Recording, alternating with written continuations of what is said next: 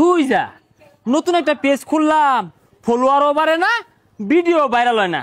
কোন জায়গাতে আগুন টাগুন লাগলে, দুর্ঘটনা ঘটলে তো একটা ভিডিও ভাইরাল হয়ে যেত গা, লাইভ টাইপ করে মানে ফলোয়ার করে আসতাম। ভাই ভাই রাস্তার মধ্যে বিরাট বড় দুর্ঘটনা করছে, ব্যাক মানুষ মরে গেল, তাড়াতাড়ি আইন। কস কি এটাই সুযোগ, ঈদ লাগে গেছে গা, পেজের মধ্যে মেলাটি ফলোয়ার হইব, ভিডিও ভাইরাল হইব, লাইভে ঢুকে গিয়ে তাড়াতাড়ি চশমাটা বিন্দা লই। দর্শক দেখুন, ভয়ঙ্কর দুর্ঘটনা, অ্যাক্সিডেন্ট হয়েছে। দেখুন, বেশি বেশি লাইভটা শেয়ার করবেন, কমেন্ট করবেন, তাইলে এরা ভালো হয়ে যাবে গা।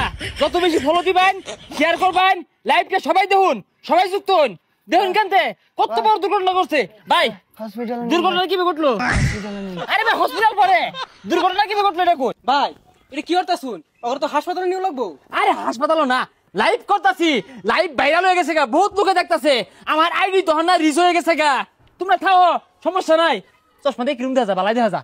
আল্লাহ হাফেজ।